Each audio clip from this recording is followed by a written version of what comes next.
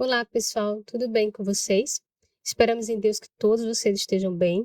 Sejam bem-vindos a mais um podcast. Nós estamos aqui ansiosos para poder estudar um pouco com vocês esse tema. A apostasia alfa é um assunto assim, muito interessante também e, claro, importante para os nossos dias, né? Não deixa de ser, porque faz parte também de como a gente se preparar cada vez mais para a volta de Jesus.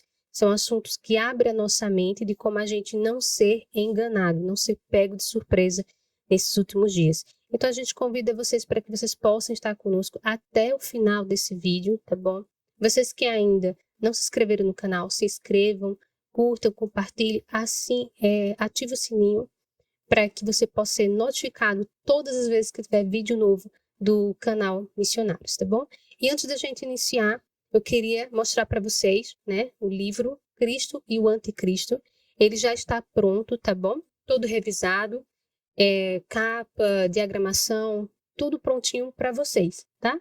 Aqueles que se interessarem e querem adquirir um exemplar do livro, que é da editora Missionários, entre em contato conosco. Nós vamos deixar na descrição aqui do vídeo um número para que você possa entrar em contato e adquirir o seu, certo? A leitura é maravilhosa, tenho certeza que vocês vão gostar muito desse livro, tá bom? Compartilhe com o pessoal de casa e agora nós vamos convidar vocês para orar conosco. Oremos. Oremos. Senhor eterno Deus, em nome do Senhor Jesus Cristo, nós te oramos. Pela misericórdia e graça do Senhor Jesus Cristo, nós rogamos o auxílio divino do Espírito Santo, mais esse podcast, para nos conceder discernimento espiritual, nos dar sabedoria, para nos conduzir nesse estudo sobre a apostasia alfa. Que o Senhor nos capacite a transmitir essa mensagem da maneira mais objetiva e clara possível, para que aqueles que venham a assistir possam, através também do discernimento espiritual que o Senhor venha dar a eles, a compreender o máximo possível para estar preparado contra esses enganos.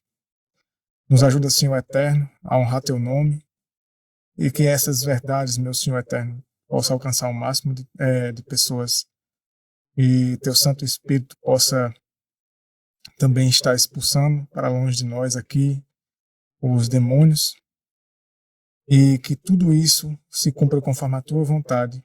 Nós te oramos em nome do Senhor Jesus Cristo. Amém. Amém. E aqui conosco, nossos queridos irmãos, a Daniele, o irmão Alan, que sempre estão aqui para compartilhar conosco essa experiência de estudar assuntos tão importantes, né? Então vamos lá, pessoal. Então, como foi mencionado por Viviane, hoje nós iremos estudar sobre a apostasia alfa. Essa apostasia, ela se iniciou ali na época em que Ellen White ainda estava viva, por volta do ano de 1900. E quem trouxe essa apostasia para o meio do adventismo foi o Dr. Kellogg, né? E ele começou a disseminar o panteísmo.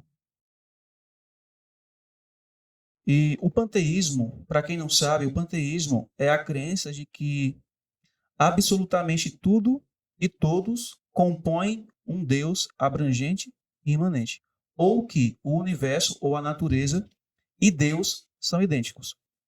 A palavra panteísmo é uma palavra grega que significa assim: pan significa tudo, theos significa Deus. Ou seja, tudo é Deus ou Deus em tudo.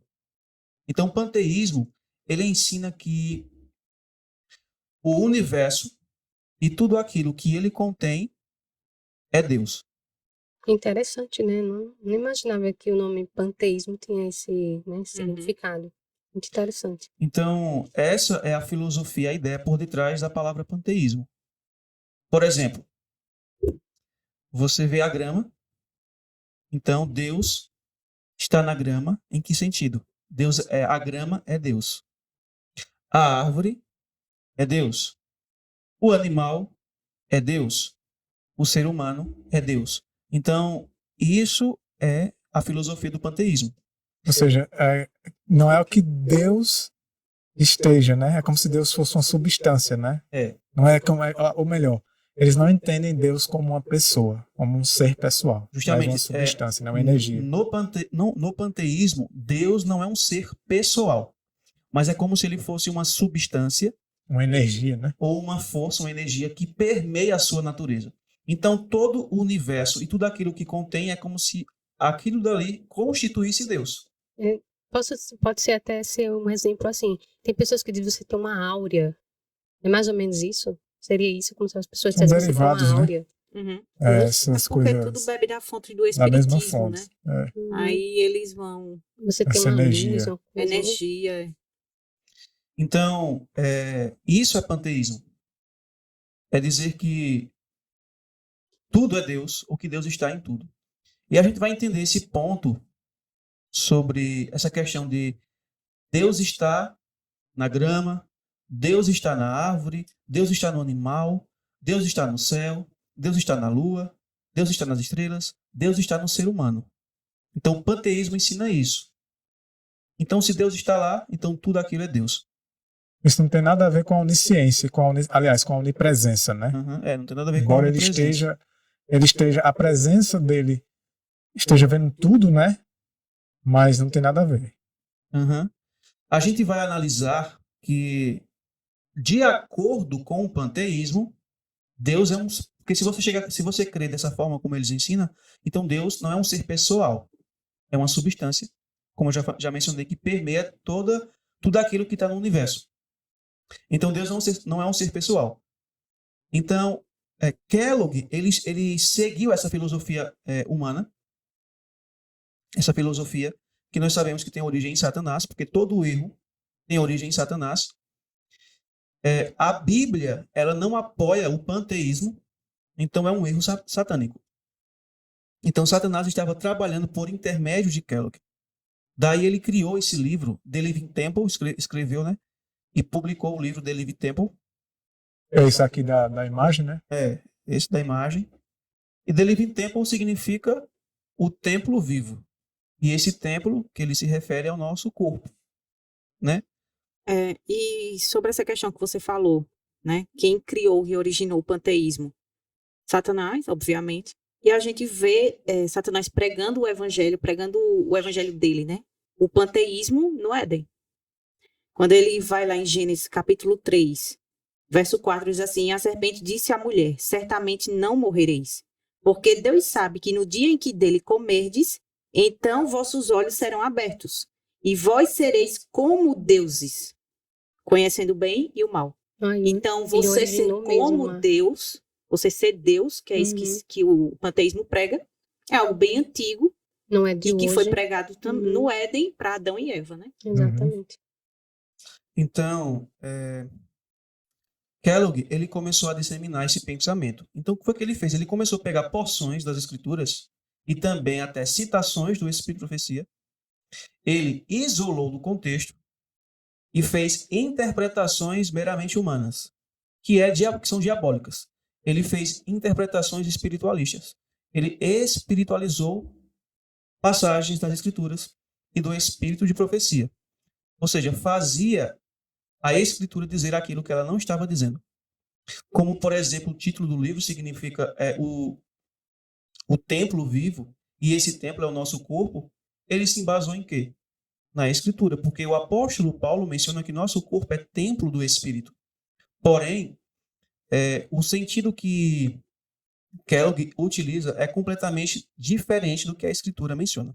Então, eu quero iniciar mostrando que, de acordo com a palavra de Deus, o panteísmo não é apoiado.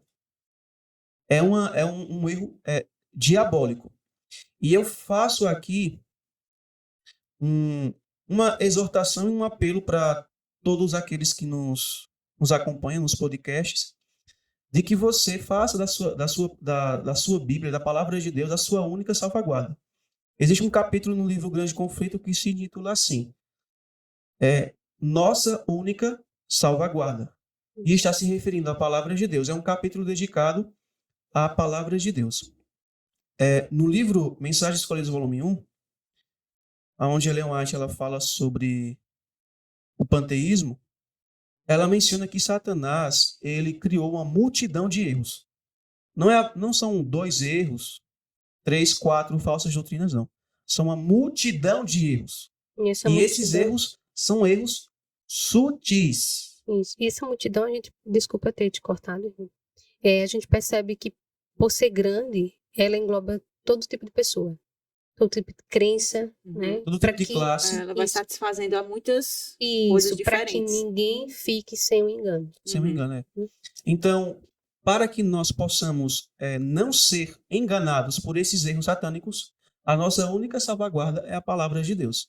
Então, se nós não fazemos dela o nosso guia, se nós não nos alimentamos da palavra de Deus, se ela não é o guia, o único guia para dirigir a nossa vida e o nosso caráter, então nós certamente seremos enganados, ou já estamos sendo enganados. Então, eu quero mostrar, de acordo com a Escritura, que o panteísmo ele não é bíblico. Porque o panteísmo, com essa sua filosofia, conduz a crermos que Deus não é um ser pessoal e distinto de sua criação, e distinto das coisas que existem no universo. E em João, no capítulo 1, é um verso bem conhecido, João 1, versículo 1, o apóstolo João diz assim: no princípio era a palavra, e a palavra estava com Deus, e a palavra era Deus. Essa palavra, em outras traduções aparece a palavra verbo, aqui foi traduzido como palavra. Esse verbo é a segunda pessoa da divindade, que nós conhecemos como Jesus. Então, no princípio, a segunda pessoa da divindade estava com Deus, ou seja, com Deus o Pai. E diz assim, e a palavra era Deus. Então, duas pessoas que fazem parte da mesma divindade, ou seja, que possuem, que são uma unidade, né? Eles dois possuem a mesma natureza divina. São duas pessoas distintas, mencionadas aqui por João, mas que possuem natureza divina. E no versículo 2 diz assim, ele estava no princípio com Deus. Então, o apóstolo João apresenta esses dois seres, o Deus o Pai e o Deus Filho, como seres pessoais. Ele estava com Deus. Aí no versículo 3 diz assim, todas as coisas foram feitas por ele, e sem ele, nada do que foi feito se fez. Então, a segunda pessoa da divindade, ele foi o agente da criação. Então, tudo o universo e tudo aquilo que contém no universo, o que inclui o nosso planeta Terra e tudo aquilo que contém na Terra, tudo foi criado por Cristo, pela segunda pessoa da divindade, antes de sua encarnação. Então, ele e o Pai estavam lá no princípio e a segunda pessoa da divindade era o agente da criação. Então, são dois seres pessoais. Gênesis 1:1 diz assim, no princípio, criou Deus os céus e a terra. Então, no princípio de tudo, a segunda pessoa da divindade criou os céus e a terra. Aí quando nós lemos no versículo 26, o Deus o Pai fala para o Deus o Filho o seguinte, e disse Deus, façamos, está no plural. Então, o Deus o Pai estava dirigindo essas palavras ao Deus Filho. Façamos um homem à nossa imagem. Ou seja, caráter. Então, Deus o Pai e Deus o Filho possuem caráter. Se fosse só um ser aqui, né? Se fosse somente Deus, ele só faria assim, farei, Uhum. né? Mas ele botou aqui, façamos. Façamos. Então, tem mais E ele um não mesmo. pode estar dirigindo essas palavras para os anjos, porque os anjos são criaturas. É. Eles não são pode Deus. criar, né? Então, aqui diz assim, disse Deus, façamos um homem à nossa imagem. A palavra imagem aqui se refere ao caráter. Agora preste atenção, conforme a nossa semelhança, aspecto físico. Uhum. Então, Deus, o Pai, Deus, o Filho, eles possuem um aspecto físico. Aspecto físico, mental e moral. Porque eles são seres pessoais. E eles criaram os seres humanos à sua imagem e semelhança. E nós, seres humanos, possuímos o aspecto físico, mental e moral. Então, a Escritura aqui, de acordo com esses versos, apresenta Deus, a divindade, como seres pessoais. E é interessante que em Gênesis, no capítulo 1, relata a criação do reino vegetal, do reino animal, dos seres humanos. Aqui em nosso planeta, tudo que nós vemos assim que Deus criou, a natureza. Então, a gente percebe que Deus é distinto de sua natureza. Deus não é aquilo que ele criou, mas ele é um ser distinto e superior àquilo que ele criou. Então, essa filosofia panteísta, ela não é bíblica, porque ela ensina que Deus não é um ser pessoal, mas que é uma substância que permeia tudo aquilo que existe no universo. E não é assim. E é interessante que aqui em Colossenses, capítulo 1, no versículo 16 e 17, falando sobre a segunda pessoa da divindade, Paulo diz assim: porque nele todas as coisas foram criadas. E todas as coisas aqui não inclui apenas tudo aquilo que está no planeta Terra, mas todas as coisas referindo-se ao universo e tudo o que nele se contém. É porque está dizendo visíveis e invisíveis, né? Uhum. E uma coisa bem interessante em relação a isso, que eu já vi pessoas cristãos assim, dizendo a ciência comprova Deus, dizendo, vocês já ouviram falar na partícula de Deus? Uhum. Então é como se Deus realmente estivesse presente em toda a sua criação. Isso é panteísmo, né? Na ciência também. Deus, ele não está contido na sua criação. Deus, ele tem, o Salmo, no capítulo 19, versículo 1, ele fala assim, que os céus proclamam a sua glória. É um testemunho, né? Então, tudo aquilo que Deus criou, ele testifica do caráter de Deus. Testifica que existe um ser superior. E comprova que há um criador, né? Que existe um criador, alguém um criou. ser inteligente. Como Paulo fala, né? Lá em Romanos, né? Um ser inteligente e superior a tudo aquilo que existe no universo. Então, Deus, ele não está no universo, na criação, naquilo que ele criou. Né? Como se ele fosse aquilo criado. Como se o vegetal fosse Deus e etc. Nesse sentido. Deus não está lá. Mas tudo aquilo testifica que existe um ser superior. Aí no versículo 16, Paulo diz assim, porque nele todas as coisas foram criadas nos céus, uma referência ao universo, e na terra, aqui, visíveis e invisíveis, sejam elas tronos, ou dominações, ou principados, ou potestades. Esse verso está se referindo a quê? Essas palavras. A seres que vivem em outros mundos, que vivem num universo, que não vivem em nosso sistema solar. E diz assim, ó, todas as coisas foram criadas por ele e para ele. E ele é antes de todas as coisas. E por ele todas as coisas subsistem. Então, antes de tudo ser criado, antes do universo ser criado, antes de tudo aquilo que está contido no universo ser criado, Deus o Pai, Deus o Filho e também o Deus Espírito Santo, eles já existiam. Porque o texto diz que ele é antes de todas as coisas.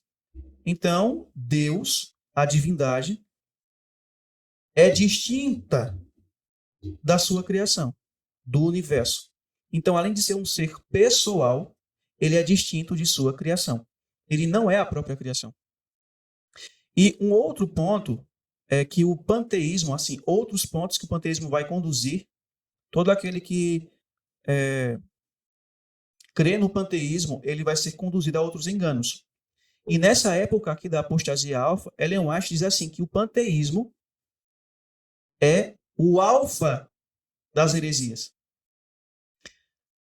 A gente vai estudar num próximo podcast sobre a apostasia ômega. Então, todo aquele que crê no panteísmo, ele será dirigido a crer em outras heresias. Na época de Ellen White, quando o Dr. Kellogg trouxe essa filosofia panteísta para dentro do arraial de Deus, Ellen White diz assim, que o panteísmo é o alfa de todas as heresias. E a gente sabe que ela também profetizou sobre a apostasia ômega. Na época dela, estava acontecendo essa apostasia e ela intitulou de alfa. Em nossos dias, ou após a morte dela, ela também profetizou que viria uma outra apostasia pior do que a alfa, Então, a qual ela intitulou ômega, então significa que o alfa foi somente no tempo dela. o começo. O É só o mesmo. início. Porque E foi, ao agora- longo do tempo, foi se desenvolvendo até chegar ao ômega. E agora a gente vai entrar, não agora no podcast. Já, Nós já É. estamos vivendo na estamos A apostasia gente já está vivendo na apostasia ômega. já. Interessante. Então vejam só, é interessante que ela utilizou a palavra alfa e ômega é o nome de duas letras do alfabeto grego. Alfa é a primeira letra do alfabeto grego e ômega é a última letra do alfabeto grego. Alfa e ômega. Cristo não declarou no Apocalipse: eu sou o alfa e o ômega, o princípio e o fim. Então alfa significa começo. Ômega significa fim. Então, dentro do adventismo, começando na época dela, o alfa das heresias, é o começo das heresias, da apostasia no meio da igreja adventista. Então, começou-se com o panteísmo. É claro que antes houveram alguns movimentos ou algumas pessoas também que se levantaram ensinando doutrinas erradas. Mas ela menciona que a apostasia alfa, ela é o começo das heresias. E quando Kellogg começou a disseminar essa falsa teologia, outras ideias errôneas começaram também a surgir. Como o primeiro ponto é de que Deus não é um ser pessoal e que ele é tudo aquilo que foi criado. E nós vimos, de acordo com a Escritura, que Deus é um ser pessoal e que ele é distinto da sua criação, né? Então, o livro The Living Temple, ele também traz a heresia, porque quando você crê no panteísmo e você crê que tudo é Deus, porque Deus está em tudo, então nós seremos conduzidos para outras coisas erradas. Por exemplo, Kellogg, em uma conversa com um pastor adventista, Pierce, que não cria no panteísmo, ele fez uma pergunta a Pierce. Ele disse assim: olha, onde está Deus? Aí o pastor respondeu: Deus está no céu. Aí ele pergunta: e onde é o céu? Aí ele fala: no centro do universo. Aí Kellogg diz assim, aponta para o gramado e diz assim: Deus está na grama. Deus está na árvore. Deus está no céu. O céu é Deus. A árvore é Deus. O gramado é Deus. Aí ele diz assim, que se Deus está em mim, então eu sou o quê? Deus. Eu sou Deus. Deus também. Então eu sou o céu. Então ele começou a ensinar essa filosofia. Aí se eu creio nisso, eu serei conduzido a crer que não existe o terceiro céu, como Paulo menciona no livro de Coríntios. Paulo fala que foi levado É o em terceiro visão céu. profética até ao terceiro céu. E lá ele viu o paraíso de Deus. O terceiro céu é o lugar aonde Deus habita. Existe um lugar no centro do universo, chamado de terceiro céu, que é o lugar aonde Deus habita, aonde Deus mora. Então a gente vai ver que a Escritura, em Apocalipse 11, 19, eu vou ler nessa versão, em Apocalipse 11, 19, se eu crer no panteísmo, então não existe um terceiro céu, não existe um santuário nesse céu, não existe um trono no santuário, e por conseguinte, não existe um ser pessoal que está assentado nesse trono. Então, a doutrina do panteísmo ataca diretamente não só a personalidade da divindade, mas também ataca a doutrina do santuário. E o que a segunda pessoa da divindade, que agora possui também uma natureza humana, está exercendo lá. Então veja que o panteísmo ele afronta diretamente a doutrina do santuário.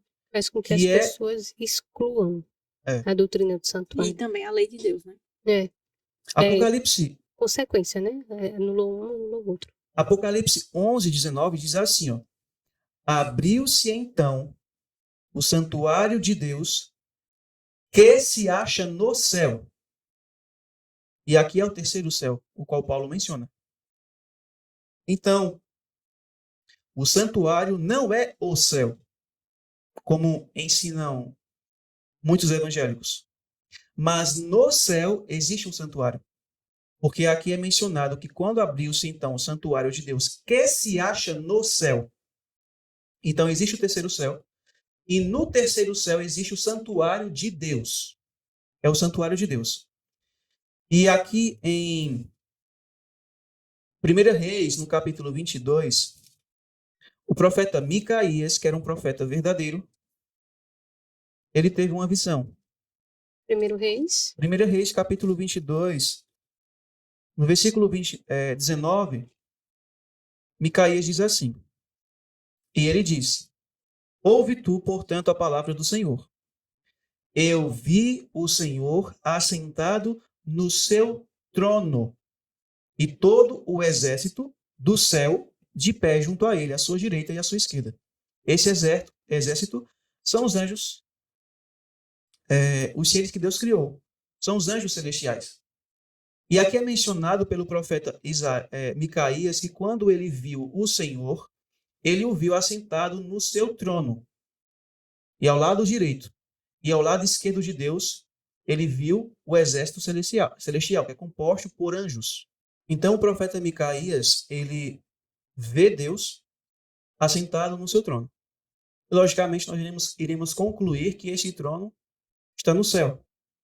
Só que o profeta Isaías, no capítulo 6, versículo 1, ele diz assim: no ano da morte do rei Uzias, eu vi o Senhor assentado sobre um alto e sublime trono, e as abas de suas vestes enchiam o templo. Então, o trono de Deus se localiza onde? no céu. No santuário. E o santuário está onde? No céu. No terceiro céu. Então, no terceiro céu, existe o templo de Deus, o santuário de Deus. Nesse santuário existe o quê? O seu trono. E nós sabemos que no santuário terrestre, quando Deus deu a visão do santuário celeste a Moisés e pediu para que ele fizesse uma réplica aqui na terra, o santuário ele é composto pelo lugar santo e pelo lugar santíssimo. Então Deus, ele sempre habitou, o seu trono sempre esteve no lugar santo. Mas quando chegou 22 de outubro de 1844, que é quando cumpre-se a visão de Daniel, capítulo 7, que ele vê o ancião de dias saindo do lugar santo e entrando no lugar santíssimo. Lá diz que o ancião de dias assentou-se no trono, abriram-se os livros e começou o julgamento. Em seguida, ele disse que vê como filho de homem indo até o ancião de dias. Então, ambos saíram do lugar santo em 22 de outubro de 1844, conforme diz a profecia de Daniel 8,14, e entraram no lugar santíssimo do santuário. E lá é o trono deles. Lá é onde eles habitam. Então, agora veja que interessante. Quando Jesus ele orou, quando Jesus foi ensinar aos discípulos como orar, Cristo diz o quê? Cristo diz assim, ó: quando orardes, digam o seguinte: Pai nosso, que está como uma substância permeando a natureza. Não. Que está na grama, na árvore. Ele não falou isso. Ele disse assim: Pai nosso que está nos céus. Porque Cristo sabia que, de acordo com a Escritura, Deus era um ser pessoal. Tanto é que ele estava se comunicando com ele através de oração. Não tem como você orar a uma substância. Isso seria ilógico. Então veja que doutrina satânica é essa. Como é que Kellogg chegou veja que isso faz com que a segunda pessoa da divindade que encarnou na humanidade e que é uma pessoa histórica. Ele dividiu a história, ele é uma pessoa histórica. Historicamente falando, você não tem como negar que Jesus existiu como pessoa. Você pode querer negar que ele não é um ser divino, em forma humana. Mas como pessoa, ele existiu. E veja que interessante, como é que você chega a uma conclusão dessa? Veja aonde o panteísmo levou Kellogg. Uhum. A descrer que Deus é um ser pessoal, a torná-lo como se fosse nada, algo inferior, e negar a própria existência de Cristo, no santuário celestial. Aí quando nós lemos Hebreus, capítulo 1, versículo 2 e 3, Paulo diz assim: nestes últimos dias falou-nos Deus pelo seu Filho, a quem constituiu herdeiro de todas as coisas, por quem fez também os mundos, o qual, sendo o resplendor de sua glória e a imagem expressa de sua quê? Pessoa. Então Jesus era a imagem expressa da pessoa de Deus. Então Deus é um Deus pessoal. Isso. Agora, entendido que, de acordo com a Escritura, Deus é um ser pessoal e distinto de sua natureza, então como entender a questão de que Deus ele promete habitar em nós? Porque o próprio Jesus ele mencionou que tanto ele como o Pai viria e faria morada com seus discípulos. Ele promete também que enviaria o Consolador para que ele habitasse em nós. Então, como é que Cristo ele pode habitar em nós? Como é que Deus habita em nós? Porque a gente vai perceber que o erro ele é muito sutil. Satanás ele nunca vai utilizar apenas da mentira. Ele utiliza a verdade para camuflar a mentira. E você olha assim e vê que é algo muito parecido com a verdade. Tanto é que existem pessoas que são enganadas.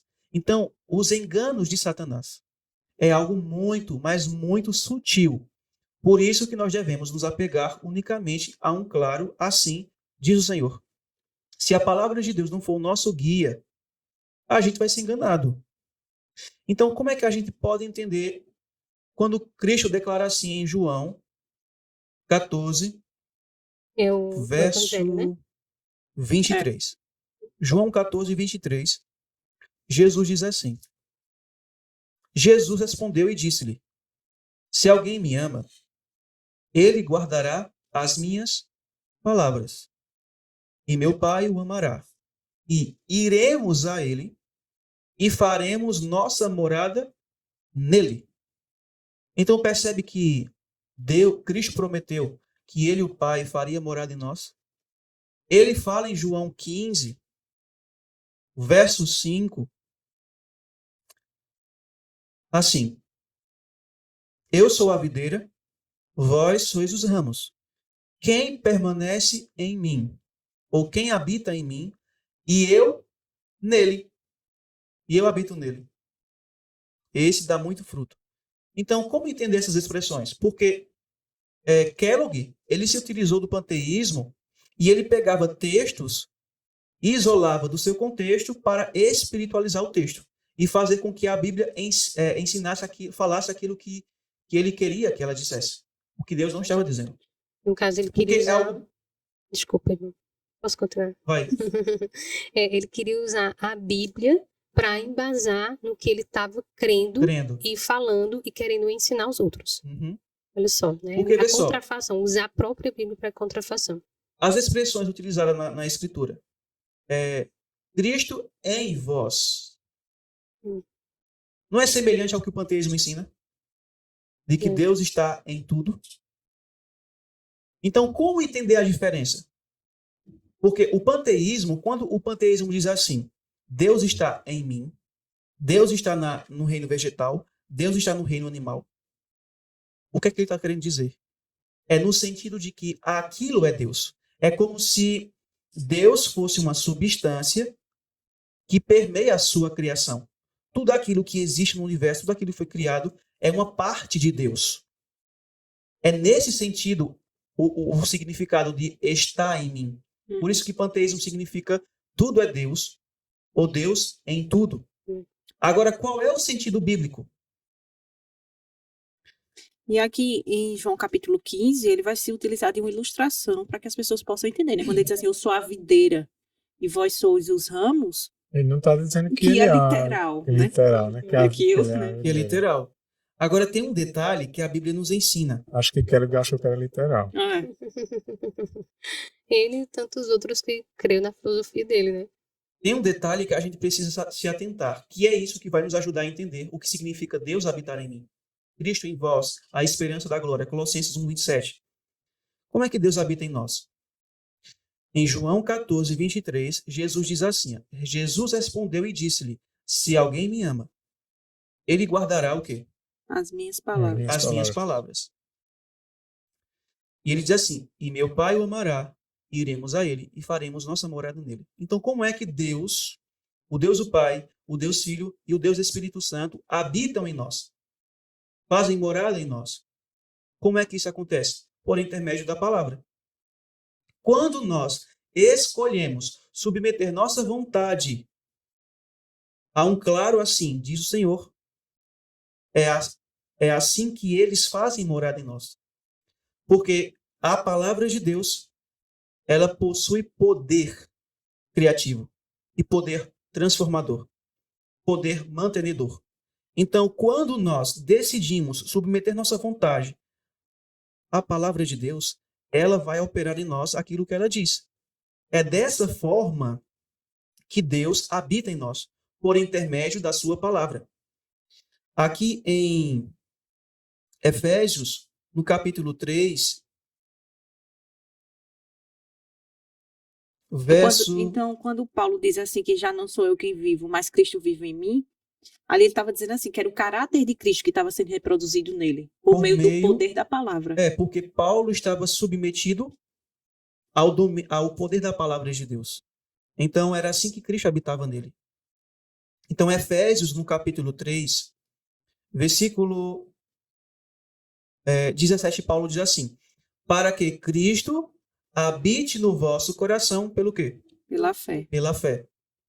E nós já estudamos o que é através do Espírito Santo, né? O Espírito Santo é a influência, né? Uhum.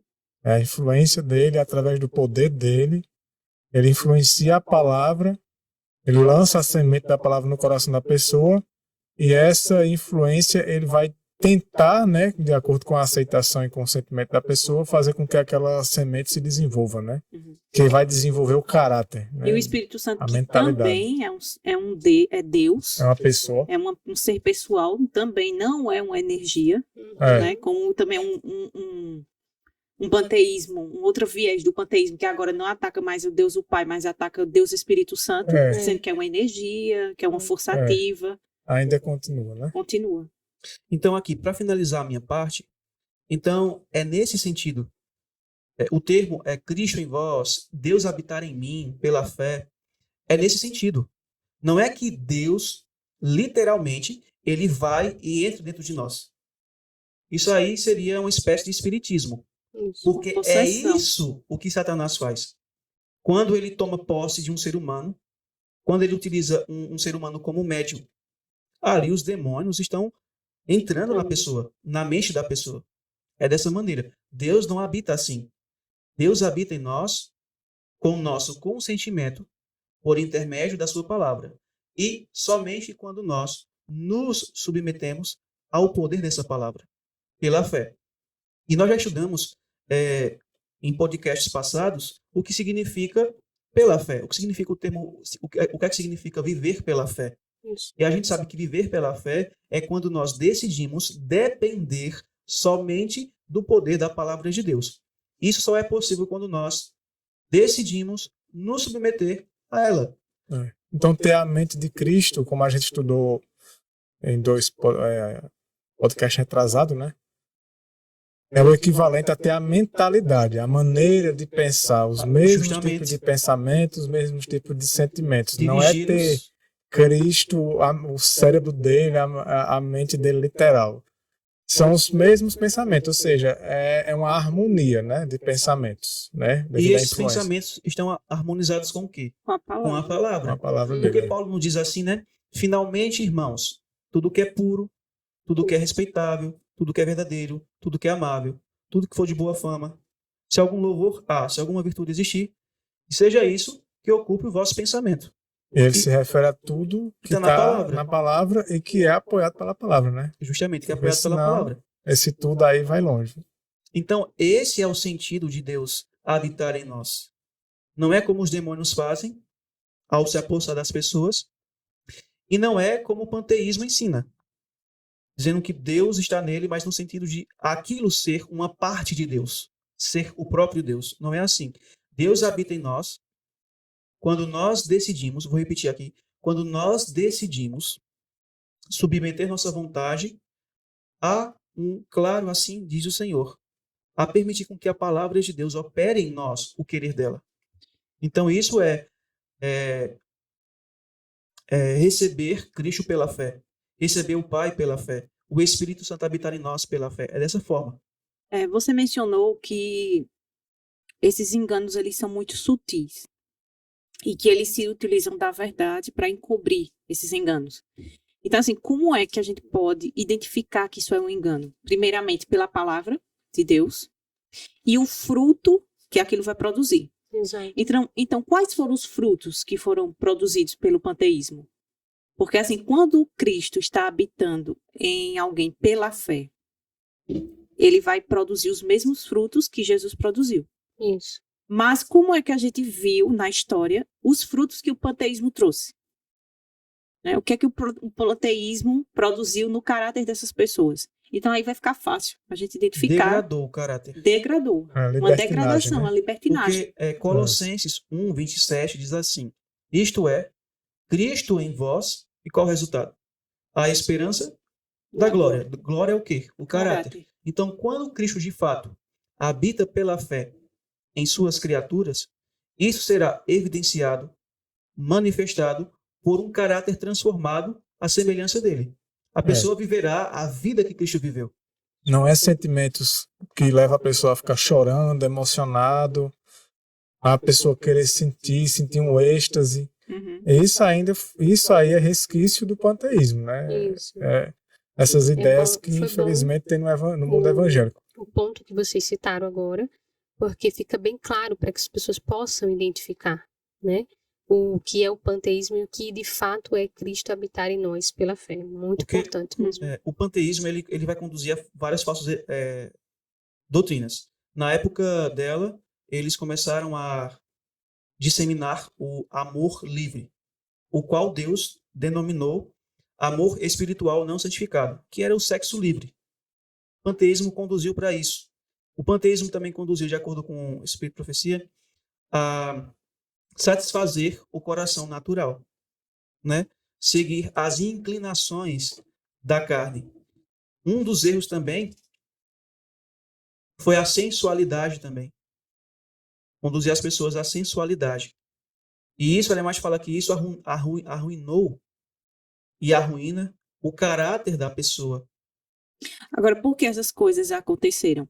Assim como você mencionou no início, uma vez que o panteísmo diz que você é Deus, então você cria suas próprias regras. Uhum. Então aquilo que você sente e aquilo que você deseja realizar é tudo santo, tudo santificado. Santo, Não existe. Santificado. O padrão moral é criado por você mesmo. Você é um Deus, né? A gente percebe que, no estudo passado sobre o movimento da carne santa, o pensamento é o mesmo, Uhum. né? Sempre vai conduzir para o mesmo conceito. Eu sou Deus, eu determino como vou viver, não existe um juízo, porque eu mesmo sou o juiz, então eu não vou me autocondenar. Então o panteísmo ele conduz para atacar diretamente as colunas fundamentais da nossa fé. O santuário, o juízo investigativo que ocorre nesse santuário, que seres pessoais e divinos estão dirigindo esse juízo, que existem pessoas que serão julgadas e que estão sendo julgadas, e etc. Então, o panteísmo ele veio para atacar diretamente o santuário. E no livro Grande Conflito, Ellen White menciona várias vezes que Satanás não quer que os seres humanos compreendam corretamente como funciona o juízo investigativo no santuário. O plano dele é atacar essa doutrina, e é sempre isso que ele faz, para que as pessoas não compreendam que chegou a hora do juízo, de que existe um juízo sendo realizado no santuário celestial, e de que nós precisamos conformar o nosso caráter e a nossa vida com a norma divina, para que quando chegar a nossa vez de sermos julgados, não sejamos achados em falta, né? Só que Satanás quer que a gente não quer que principalmente os adventistas compreendam corretamente a doutrina do juízo investigativo. E, infelizmente, a maioria dos adventistas não compreendem. Ele tem obtido sucesso nessa área. O problema da questão de Satanás é que ele usa dosagens, né? Com os diversos tipos de níveis de entendimento das várias pessoas que estão na denominação. Ele sabe que com pessoas que estudam quase nada, têm pouca comunhão com Deus, ele pode lançar enganos mais descarados. Né? Uma coisa como essa, por exemplo. Mas ele sabe que um assunto desse, assim, por exemplo, talvez uma outra classe, uma outra parcela vai olhar assim, não acredito numa coisa dessa, você nunca vai me enganar na vida. Uhum. Mas Satanás ele vai aumentando a dosagem a tal ponto que ele consegue ser cada vez mais sorrateiro.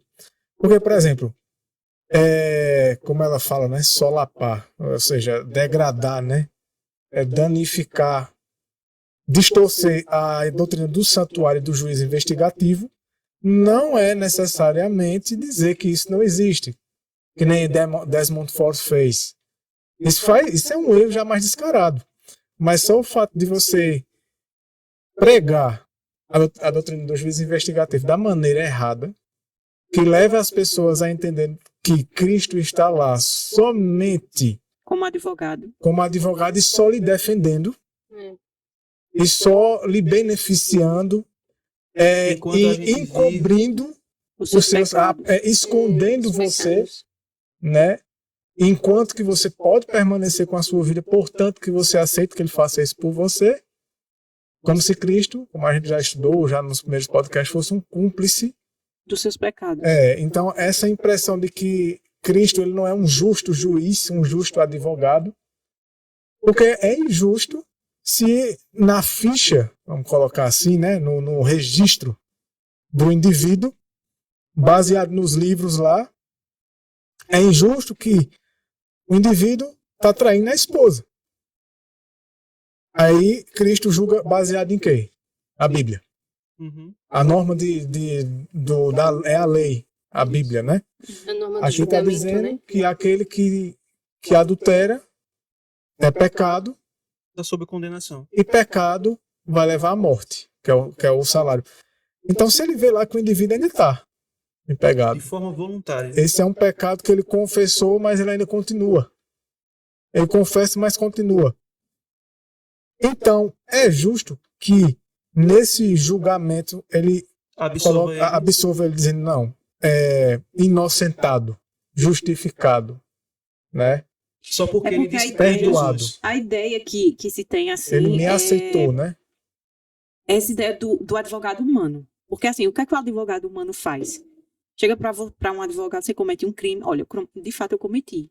Então o advogado vai lá buscar alguma brecha na lei para te beneficiar e te inocentar. Ele vai fazer de tudo para Ele vai fazer de tudo. Pode ser Então, o pior assassino mas da aí criou-se até uma expressão popular, advogado do diabo. Fazem isso, de fato. Aí querem colocar isso agora sobre Cristo. Então eu estou lá com a minha vida cheia de pecado, mas eu creio que Jesus vai achar alguma forma de me salvar.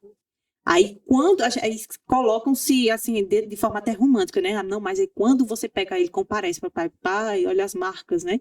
Eu trago as marcas. Sim, mas ele vai fazer essa expiação por mim se eu confessar o pecado e pelo poder dele eu buscar, né, o poder dele para abandonar. Então ele pode comparecer perante o Pai, né, e expiar o pecado. Agora, se eu confesso, mas não abandono, Então, é um Então, falso arrependimento, Isso, né? Que eu não me arrependi porque eu não quero abandonar. Eu só, digamos assim, é só uma questão de consciência. Eu vou lá e confesso o pecado, E tá acho que tudo Cristo, certo. que está tudo certo, Cristo leva sobre ele, É. e aí eu sou inocentada. Então, Cristo é um advogado corrupto, se ele fizer isso. Nessa Então, visão é é. assim, Nessa visão, né? é assim que estão fazendo de Cristo um advogado corrupto, dessa É. maneira. A gente vê, se Deus permitir, a gente também vai estudar sobre a doutrina do santuário aqui no podcast. E iremos estudar o que é o juiz investigativo.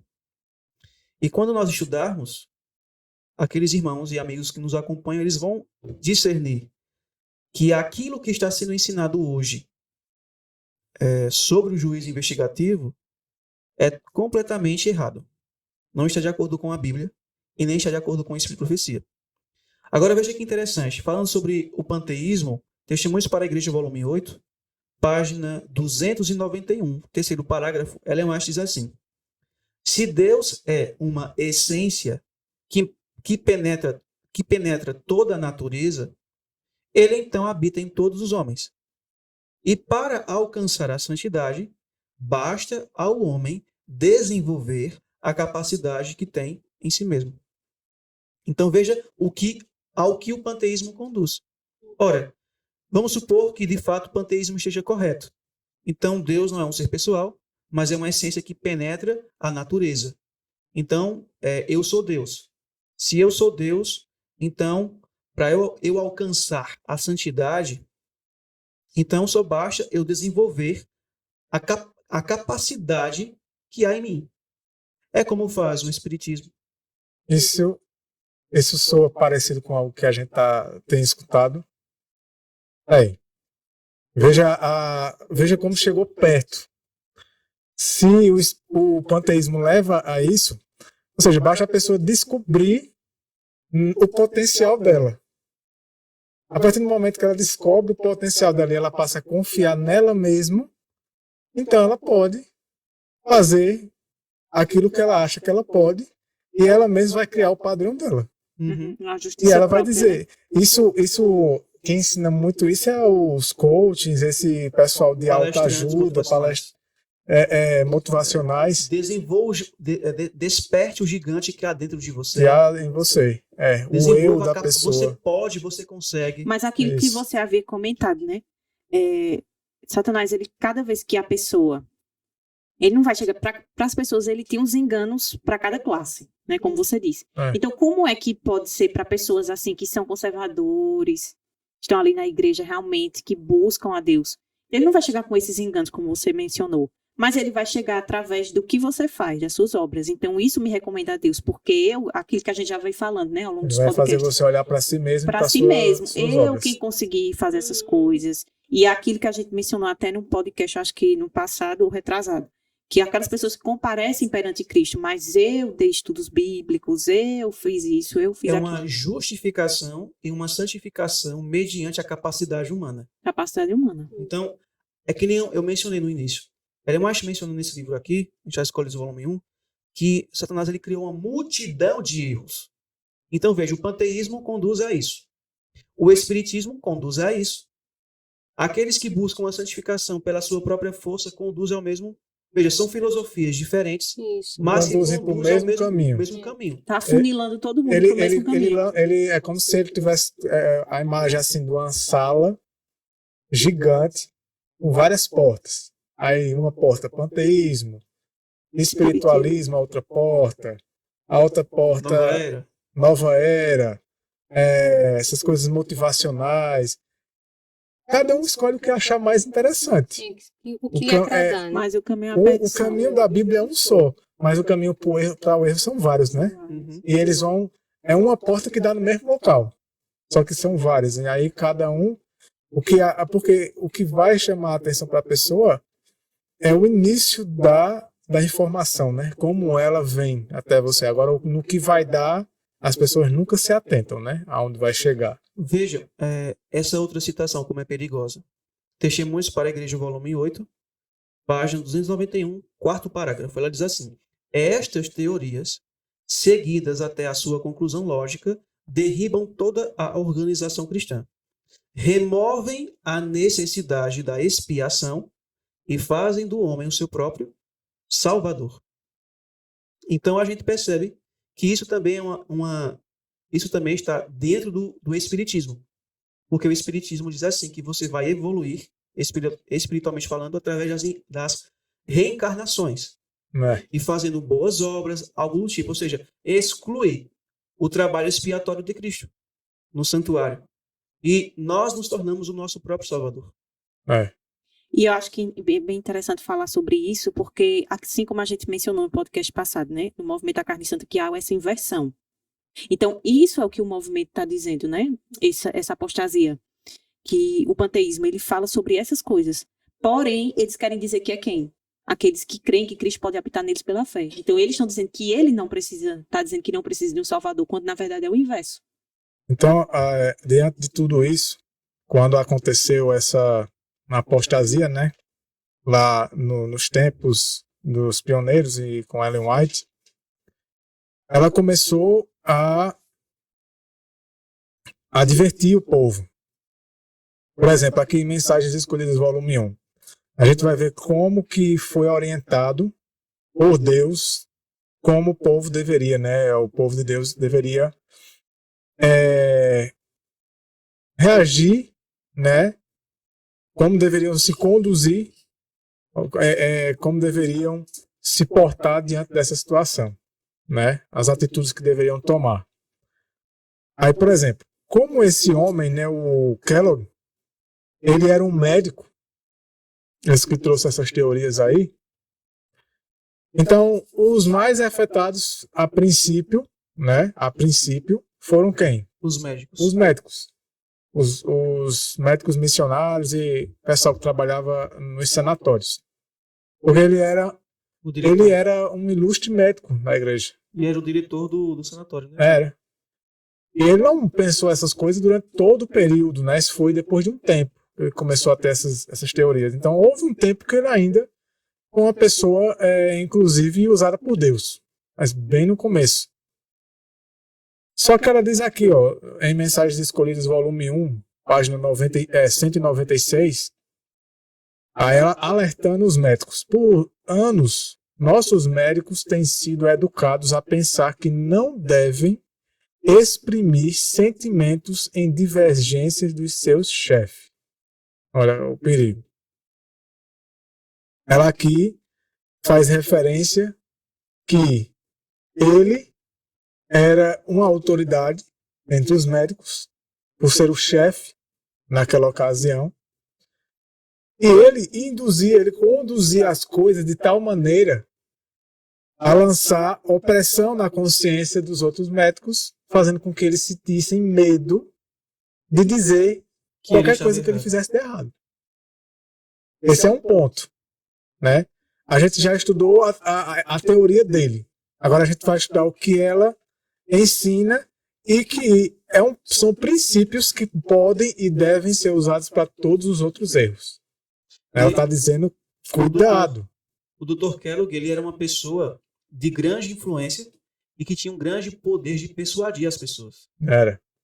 Por isso que, assim, foi mais fácil para ele conseguir desviar muitos adventistas e conduzirem à ruína. Era. E ele era chefe, era diretor de... Uma pessoa conhecida internacionalmente. Isso. Ele tem muita influência, mas muita mesmo. Ele não era um leigo. Ele não era uma pessoa comum na igreja. Ele era alguém de muita influência e tinha um cargo de muita responsabilidade. Então, diante dessa situação aí, desse grande cargo que ele tinha, acho que esse ego dele subiu muito. Hein? Uhum. Ele acabou... Se eu não me engano, a rainha da Inglaterra veio se tratar com ele. Ele foi um médico bem conceituado no século XIX. Se eu não me engano, ele foi considerado o médico do século. Assim. Ele era muito respeitado. Então tá aí, né? O grande perigo foi esse. Ele foi colocado em cima, né? Num alto grau. A lisonja, né? E aí os médicos que trabalhavam com ele, que eram dirigidos por ele, todos tinham medo de dizer que ele estava errado. E ela diz assim, quem dera houvesse eles quebrado o jugo, quem dera houvessem chamado o pecado por seu verdadeiro nome, não seriam então considerados nas cortes celestes como homens que, se bem ocupando lugares de importantes responsabilidades, deixaram de dizer a verdade em reprovação daquilo que tem sido desobediência à palavra de Deus. Ela está dando uma reprovação aos médicos e viram esse homem pregando essas coisas, disseminando essas teorias entre eles e ficaram calados.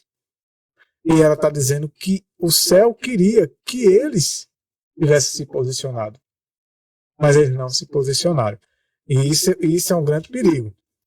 Aí ela diz assim: médicos, tende vós estados a fazer a obra do mestre, escutando fantasiosas interpretações espiritualistas das escrituras, interpretações que minam os fundamentos de nossa fé, ficando quietos, diz Deus. Veja o que é que Deus diz para quem toma esse tipo de posição e de atitude. Diz Deus: nem eu estarei mais convosco, a menos que desperteis, reivindiqueis vosso Redentor. Então Deus não estaria mais com eles se eles ficassem calados, vendo todo o movimento que esse homem estava causando, e eles lá com medo, porque ele era uma autoridade, né? Então esse é um princípio que ela deixou, ou melhor, Deus, né, deixou para a gente nesse tipo de situação. Outra coisa que ela fala ainda nessa página, diz assim: eis minha mensagem, ainda com relação a essa situação, né, ao alfa, né, a essa apostasia.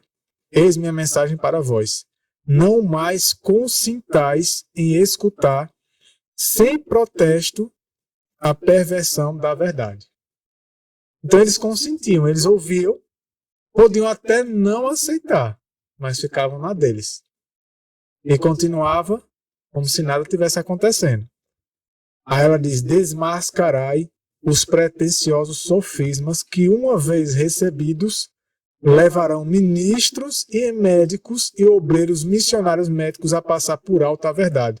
Porque essa influência não ficaria só ali no âmbito hospitalar, ali dos médicos, não. Ia passar para o resto.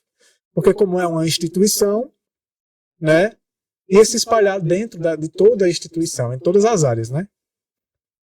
E ela está dizendo que desmascarai. Aí ela fala: cada um tem de estar agora em guarda. Deus chama homens e mulheres a tomarem posição sob a ensanguentada bandeira do príncipe Emanuel. Fui instruída a advertir nosso povo, pois muitos se encontram em perigo de receber teorias e sofismas que solapam as colunas fundamentais da fé. A gente vai falar dessas colunas. E ela diz assim, ó, aqui aí na página 97. Ideias brilhantes, cintilantes, muitas vezes relampejam de uma mente que se acha influenciada pelo enganador. Os que escutam e aquecem ficarão encantados, como ficou Eva pelas palavras da serpente. Isso por quê? Porque, na maioria das vezes, essas teorias vêm de pessoas que são ótimos oradores, pessoas eloquentes, talentosas, carismáticas, de grande influência e que sabem atrair as pessoas, né? São pessoas muito bem preparadas. E geralmente, a gente pode ter, assim, qualquer outros exemplos, mas como esse tipo de gente não atrai, né, as pessoas? Como esse tipo de gente não atrai? Como esse tipo de pessoa consegue persuadir? Você vê que de uns anos para cá, na internet principalmente, quantos e quantos influencers, né, influenciadores, aí você às vezes vê propaganda dos eventos deles, cheio de gente. Eu já vi até que às vezes passa propaganda lá sem você querer, no YouTube. E aí passa uma propaganda bem bonita num mega evento. Um evento assim, num local fechado, bem bonito. Eu já vi influenciadores em estádios, como se fosse um show de um artista ali, mas é um influenciador.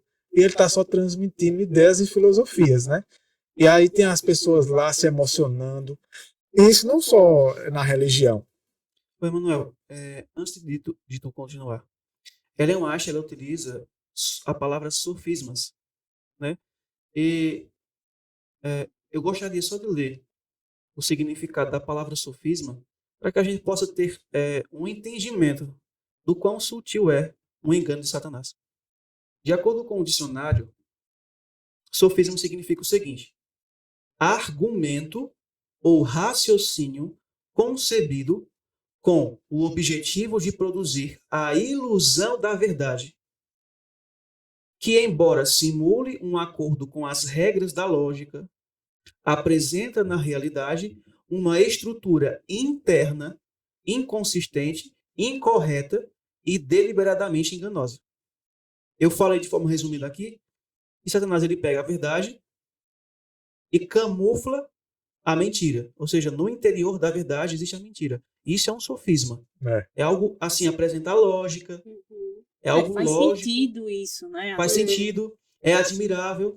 A pessoa já está naquele envolto de engano, né? E quando vê uma coisa desse, para ela vai fazer sentido. E eu acho interessante que é essa parte que ele fala assim, que tem o objetivo de produzir a ilusão da verdade. Vê, que coisa satânica. Tem gente que, para argumentar com as pessoas, diz assim: mas vocês acham que Deus não quer que seja assim? Vocês acham que Deus não vai aprovar isso? Né? Veja, Jesus não fazia isso, isso e isso. Ou seja, para alcançar pessoas, Jesus não se misturava com todo tipo de pessoa. Então, nós temos que fazer o mesmo. E daí a gente pode ir para os jogos de futebol para tentar alcançar aqueles que estão lá. A gente pode assistir novela para conversar com aqueles que gostam de novela. Às vezes a pessoa não vai conseguir se chegar nela por outro meio. Isso. Eu já ouvi um pastor adventista dizer o seguinte, que Jesus, ele dava comida às pessoas para atraí-los para o evangelho. Ou seja, aí ele fala, porque ele falou assim. Então, Jesus ele falou o seguinte, o que ele mencionou antes foi o seguinte, de que a gente poderia fazer uma espécie de troca. Se eu te der comida, tu me ouve. Eu dou uma cesta básica para atrair a pessoa para um evento e assim poder pregar a palavra para ela. Como muitos fazem os evangelismos de hoje. Aí coloca lá, venha que vai ser sorteado um liquidificador, uma batedeira, um aparelho doméstico. Venha que vai ser sorteado, vai ter muitos brindes. É uma barganha, né? Aí ele foi para argumentar, para embasar o argumento dele e falar assim, Jesus não deu comida às multidões? Mas só que ele não se atentou que Cristo não estava fazendo isso de forma egoísta. Exatamente. E Jesus estava alimentando eles, não era com esse tipo de método evangelístico. Mas por ter se compadecido deles. Mas por ter se compadecido deles. Eles estavam em necessidade e ele não poderia despedi-los para casa porque não havia como encontrar comida para alimentar eles. Eu vi outro raciocínio sobre isso que um pastor também falou, dizendo assim, que existe a teologia da mesa. Então você tem teologia da mesa.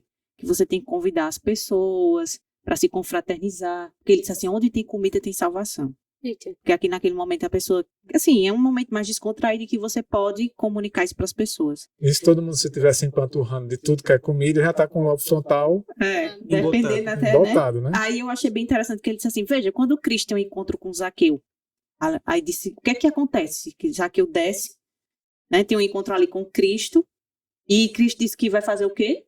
Vai ceiar com ele. Então ali onde houve comida, houve salvação. Aí não foi porque Zaqueu se arrependeu dos pecados dele e confessou, abandonou o pecado e queria Cristo reinando agora no seu coração para ser transformado. Não foi por isso. Mas foi porque Jesus foi comer na casa de Zaqueu. Já viram que absurdo. O que é que Jesus fala no capítulo 6 de João? Era justamente isso que eu ia mencionar, né? Não sei se é exatamente esse ponto. Mas quando Cristo começou a pregar para aquela multidão, vamos supor que Cristo, de fato, atraiu as pessoas, dando comida, como um método evangelístico. Funcionou? Não.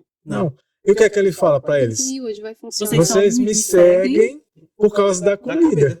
Exato. Quando eu falo a verdade, vocês não aceitam. Tá vendo? Então vocês estão me seguindo por causa da comida. Então ele não atrai as pessoas pela comida, não. Era eles que queriam, porque eles viam, né? Ele em alguns atos de misericórdia alimentando as pessoas. Isso aqui. Mas, oxe, ali sempre vai ter comida. Temos um Messias, o Messias que nós aguardávamos. Ele vai nos alimentar. Não precisamos trabalhar. Agora vamos mais além. A comida é um exemplo. Mas quantos outros métodos não são usados? Exato. Festas, danças, eventos Sociais. eletrizantes e estimulantes, né? Competição, brincadeiras, filmes, novela gospel, filme gospel. Uhum. E a gente sabe de onde é a origem de todas essas coisas, né? Principalmente no pós-modernismo, principalmente depois da reforma. Quem foi que trouxe essas metodologias para justamente diluir e anular o protestantismo? Inclusive, o cinema é conhecido como o teatro de quem? Dos jesuítas. Dos jesuítas. Foram os jesuítas que trouxeram todos esses métodos, porque para eles os fins justificam os meios. E é a forma deles disseminarem o pensamento deles, né? Uhum. É muito fácil. Porque eles como atraem lóbulo frontal. pelo que as pessoas gostam, né? Pronto, esse argumento que esse pastor adventista utilizou para usou a escritura para embasar o argumento dele, melhor dizendo. Isso é um sofisma. Uhum. E muitas pessoas caíram nisso. Cair e continua, né? Porque se ele ainda tivesse pensamento, ele continua fazendo muito mais por aí. Muito mais Isso, discípulos. exatamente. Aqui diz assim, ó. Não vos enganeis, ela dizendo, muitos se afastarão da fé, dando ouvidos a espíritos sedutores e doutrinas de demônios. Temos agora, nessa ocasião, né, que era o alfa, perante de nós o alfa desse perigo. O ômega será de natureza mais assustadora. Está certo. Ela estava já dizendo aí, agora imagina eles ouvindo isso na época, né? O que é que se deve ter vindo na mente deles, né? Assim, isso aqui já é uma loucura, o que esse homem está ensinando. Já é uma heresia forte. Ela está dizendo que o ômega, ou seja, o que viria até o fim de heresias, seria de natureza mais assustadoras. E o que viria não seria necessariamente o panteísmo 2, mas o desenrolar das coisas da maneira como Satanás viu que, descobriram o disfarce do panteísmo, agora eu vou usar outro disfarce. Como a gente falou agora há pouco, coisa, né? contanto que chegue no mesmo objetivo dele. Para ele, o importante é que todo mundo se perca. Então, os fins, como ele vai usar as coisas para chegar lá os meios, né, para chegar nos fins, para ele, tanto faz. E ela diz assim, ó, os que atendem à luz dada produzirão as virtudes do caráter de Cristo na vida diária. E diz, Cristo não pecou, porque nele não havia pecado. Deus mostrou que a vida dos crentes deve revelar justiça prática. Ela está falando que o que essas teorias estão levando essas pessoas? Está levando elas a se assemelharem a Cristo? Porque toda e qualquer teoria, toda e qualquer doutrina que não leve à transformação do caráter para se assemelhar ao caráter de Cristo, ela é um sofisma. Ela é um sofisma, né? E ela continua dizendo, apartai-vos da influência exercida pelo livro Living Temple, que é esse livro aqui. Pois ele encerra ensinamentos especiosos. Há nele opiniões inteiramente verdadeiras, mas estas se acham mescladas de erro. Então, qual é a lição que a gente tira aqui? Livros que venham a ser produzidos com o mesmo objetivo, ou seja, misturar o erro com a verdade, para justificar de que, mas o importante é que a gente está trazendo as pessoas para Deus. O importante é que fala de Deus. Então, seja lá o que for feito, com a justificativa de que, mas lá tem algo sobre Deus, não é a vontade de Deus. Não faz parte da vontade de Deus, não vai atrair as pessoas para Deus de verdade. Não. Não adianta. Porque só porque tem 50% de verdade e 50% de mentira, aí a pessoa diz assim, não, mas não tem 50% de verdade, então já valeu. Será que tem que ser assim? Deus não é. Deus é o quê? Ele é sim, E a sim. mentira, ela tende a se sobrepor sobre a verdade. Não é por isso que Isso. Paulo diz o quê? Não, que a gente não deve se unir com as trevas. Exatamente. Por Isso. quê? Né? Porque a tendência é que aquilo vá, como ele falou, se sobressair Uhum. e aquela verdade, ela tende a ser extinta na pessoa. Exatamente. Então, não faz sentido algum. E ela fala, estou instruída a falar claramente. Enfrentai-o. Isso aqui é muito interessante, né? Eu lembro que quando a gente aprendeu essas verdades, da verdade presente, essa frase aqui, né? Enfrentai-o, foi uma das palestras que chamou muita atenção a gente, né? O iceberg, que a gente vai ver logo mais aqui. E todo mundo foi impactado aqui no Brasil com essas mensagens. Por quê? Porque estavam alertando, Isso. né? Estavam alertando o país das coisas erradas que estavam acontecendo. Mas parece que a gente foi afrouxando, né? Foi afrouxando. Por isso que a gente está trazendo de volta. A gente sabe que a tendência das pessoas A esquecer. é esquecer e aqueles vídeos, aquelas palestras vão ficando para o passado, né? Porque alguém pode dizer assim, mas a gente já sabe disso aí. Mas tem gente nova chegando nessas verdades. E elas não chegaram a ouvir essas coisas ainda. Igual E o os que movimento da carne sabem, santa. o que é que eles estão fazendo? Uhum. Nada, assim, uma deixou no coisa- passado o que foi Uma coisa que a gente ensinado. precisa entender é que, assim, a gente teve esse conhecimento, mas o que foi que a gente fez com ele, né? Aí eu estava meditando muito sobre essa questão, assim, pensando, quando ela diz assim, enfrentai-o, né? E quando ela se dirigiu aos médicos, para que eles dessem, assim, a voz, né? Tocasse a trombeta sobre aquele erro, alertasse as pessoas e também combatesse. Claro que esse combate ele deve ser feito Com o Espírito de Cristo. no Espírito de Cristo, Não para é discutindo, restaurar não e é... salvar as pessoas. Agora, o que eu fico pensando assim, que muitas vezes, e isso vai ir direto daquilo que Jones fala sobre a mensagem do terceiro anjo, que ela não é uma mensagem popular e que as pessoas serão ridicularizadas. Então, assim, muitas vezes a gente fica pensando muito mais na nossa reputação, né, o que vão pensar de nós, As caras feias, né? A justamente. gente vai ver. E muitas vezes tem deixado essas verdades passar. Essas mentiras, no caso, né? Essas mentiras irem se enraizando e levando muitas pessoas que estão muito ingênuas, né? Nesse cenário. Oi, Isso. Manuel. Deixa eu ler aqui só uma citação dela, que eu encontrei aqui no capítulo 18 do livro Evangelismo. Estava pesquisando aqui. Aí, Evangelismo, página 600, segundo parágrafo. Veja que interessante. Semana passada, nós estudamos aqui, né, ministramos o assunto do movimento da carne santa. Olha o que ela diz. Entre outros pontos de vista, eles afirmavam que os que eram uma vez santificados não podiam mais pecar. Impecabilidade por natureza, que é o que ensinava o movimento da carne santa. E isto apresentavam eles como um alimento evangélico. Suas falsas teorias, com o peso da enganosa influência de que eram portadores, estavam causando grande dano a eles próprios e aos outros.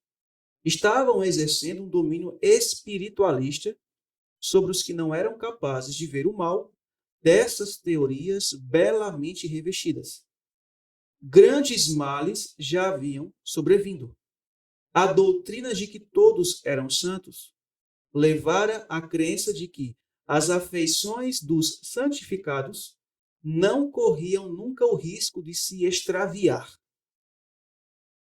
O resultado desta crença foi a satisfação dos maus desejos de corações que, conquanto professadamente santificados, estavam longe da pureza de pensamento e de prática. Então, era isso que a doutrina da carne santa conduziu as pessoas. Ora, eu não possuo mais carne pecaminosa, possuo carne santa.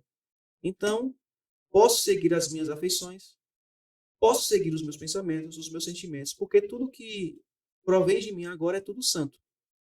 Agora, preste atenção como ela finaliza o próximo parágrafo. Este é apenas um dos exemplos em que fui chamada a repreender os que apresentavam a doutrina de um Deus impessoal, difundido através da natureza e a doutrina da carne santa. Ou seja, o panteísmo também, que é o que ela está mencionando aqui, que ensina que Deus é um ser impessoal, que ele não é uma pessoa, e a doutrina da carne santa vão conduzir para o mesmo pensamento. O mesmo propósito, né?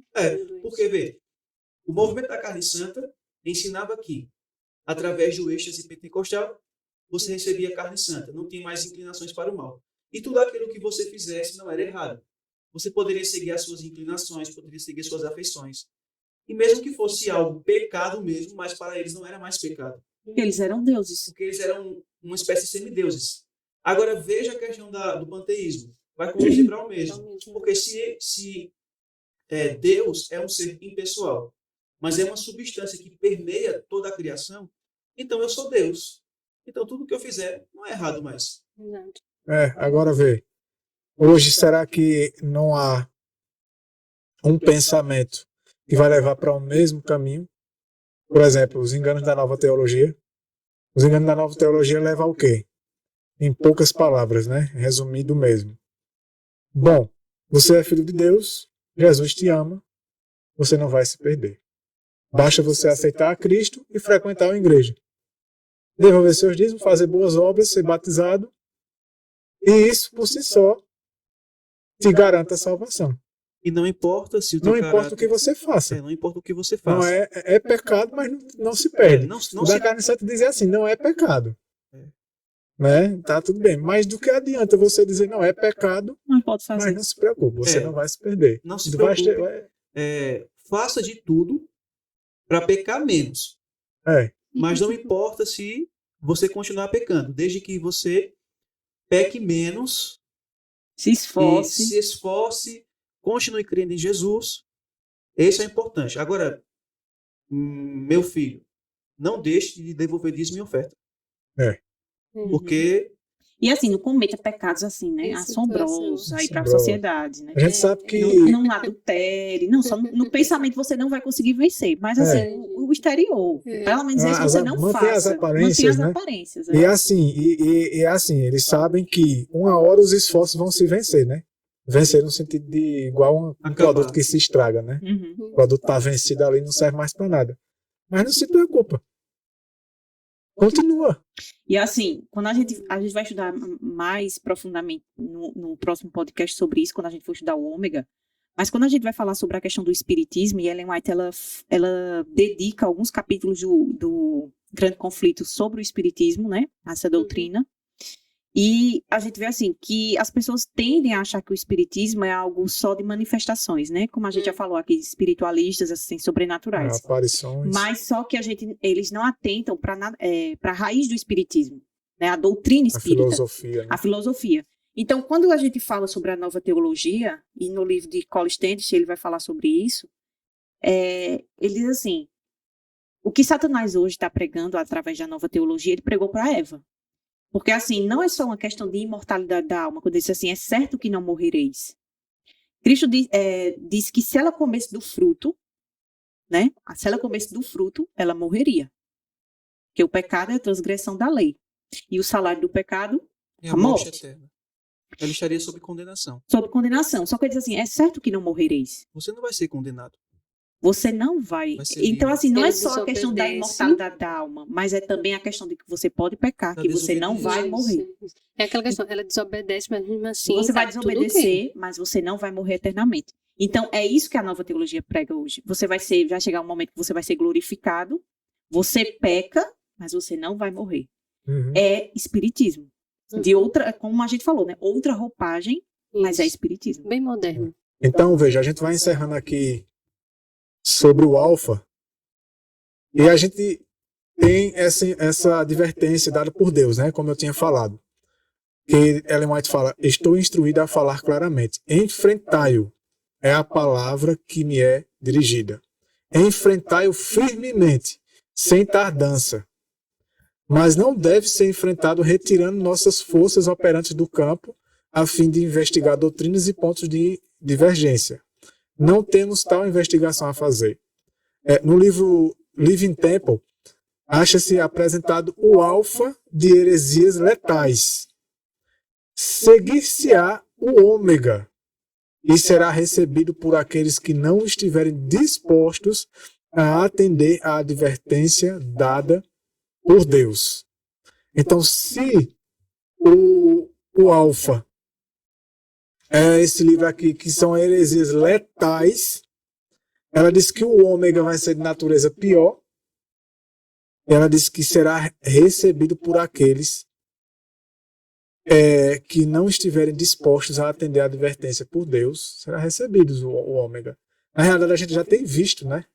Só que o ômega a gente vai deixar para falar no próximo podcast, onde a gente vai abordar os alicerces da nossa fé, os marcos da nossa fé. A gente vai abordar o que são os marcos, porque o ômega, ele veio para derrubar, De forma avassaladora, assim. para aniquilar os alicerces da nossa fé. A gente vai estudar o que são os alicerces, os marcos da nossa fé, né? E então a gente vai analisar como que o ômega se desenvolveu, porque a gente já está vivendo a apostasia ômega.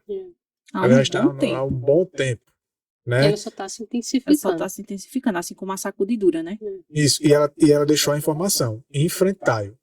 E ela fala nesse capítulo, quando ela vai falar sobre esse enfrentamento com a apostasia, que ela diz assim que o navio ele precisava colidir, né, com a iceberg. E ela disse assim, teria avarias, mas nenhuma alma se perderia. Uhum. Então, assim, a gente tem... Ela disse assim, e os tripulantes serão fortemente abalados. Sacudidura, né? Vão ser Sacudidura. sacudidos. Vão ser sacudidos. É. Então, assim, é algo muito solene e muito para os nossos dias, né? Isso. À medida que se intensifica, a apostasia também se intensifica a sacudidura. Ela deixou os princípios para a gente. Enfrentai-o. Ela falou para os médicos não ficarem calados. Tudo isso a gente sabe que tem que ter muita oração, muita consagração para também saber Saber se posicionar. se posicionar. Como Jones, ele menciona aqui no livro Cristo e o Anticristo, tem um capítulo dedicado a isso, né? Isso, é muito Como bom esse você capítulo. fazer Mateus 18. Nós temos que nos tornar primeiramente pessoas espirituais. Isso. Porque para convencer, né, os que estão no erro. E além do mais, a própria verdade por si só ela vai expor o erro. Então, muitas vezes a questão de enfrentar é levada para extremos. E aí a gente acaba expondo os erros até publicamente demais. Mas E não é isso. assim. E A daí verdade por si só, basta você pregar a verdade por si só, trazer à tona essas histórias, esses relatos, e falar de doutrinas que foram alteradas e o que realmente qual a doutrina verdadeira, Uhum. né? Mas a gente não precisa expor publicamente certas Escancaradamente, coisas até que a gente porque sabe. Deus não aprova dessa maneira. É. Né? Não tem aprovação de Deus Isso você não está escancarar juntando, dessa está maneira. espalhando.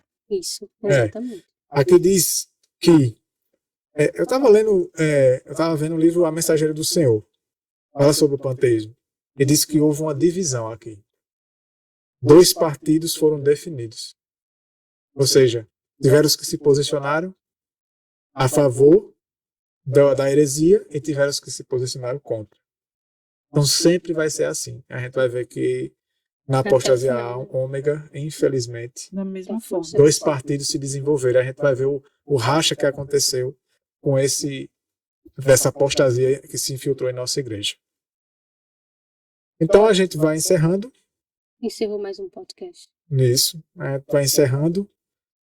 Eu diria que essa primeira parte é uma parte mais de alerta, mas a segunda parte vai ser a parte que a gente vai entrar mais a Mais fundo profundamente, né? em tudo que a gente está vivendo do que se diz respeito à apostasia ômega, né? Exatamente. E mais uma vez a gente fala sobre o livro. Isso. Quem chegou até aqui possa estar adquirindo o livro Cristo e o Anticristo. O livro já está disponível. A gente vai estar anunciando e tudo.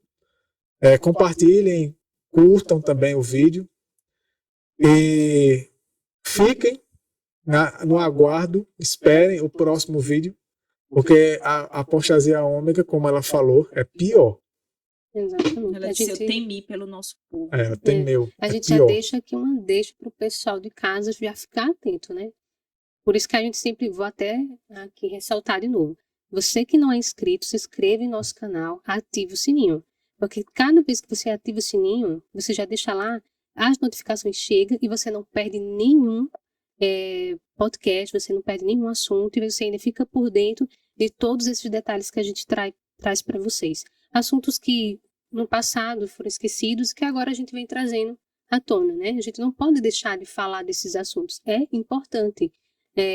Nosso preparo é para a transformação do nosso caráter, para a gente poder entender também o contexto de toda a história, assuntos que por que surgiu, por que a igreja divergiu com isso, por que ela apagou. Então, é importante a gente estar aqui passando essas mensagens para vocês e vocês não podem perder. E um ponto é que todos aqueles que nos acompanham, eles não devem negligenciar o estudo próprio, né? Isso. Eles têm que pesquisar. A gente aqui está abordando o assunto, mas não estamos mostrando tudo aquilo que tem, não estamos lendo todas as citações que temos, falando sobre mais outros detalhes, apenas estamos resumindo. Então, um alerta que eu faço: não se confie apenas naquilo que os outros dizem, Isso. naquilo que nós dizemos. Nós devemos nos pesquisar por nós mesmos com o auxílio do Espírito Santo. Porque Lucas, ele registra que os membros bereanos, eles, quando ouviam Paulo pregar, eles anotavam tudo, iam para casa para pesquisar na Escritura para ver se aquilo que Paulo estava falando era verdade.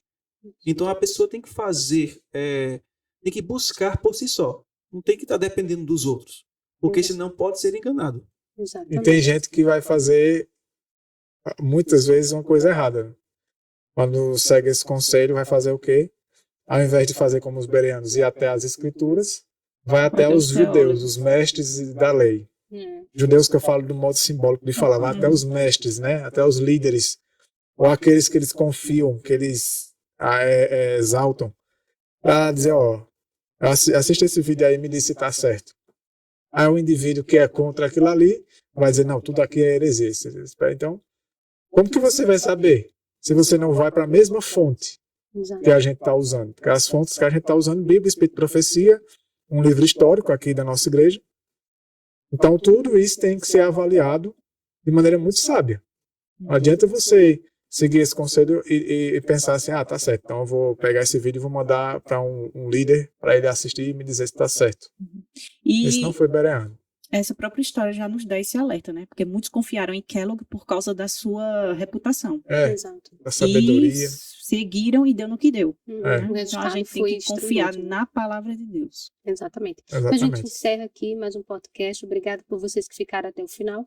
Ressalto aqui, o livro Cristo Anticristo já está disponível. Aqueles que quiserem adquirir um exemplar, entre em contato conosco. No vídeo aqui vai ficar a descrição, o número para que você possa entrar em contato e adquirir o seu, tá bom? Deus abençoe vocês, compartilhe esse vídeo e até o próximo podcast, se Deus quiser. Forte abraço. Até mais.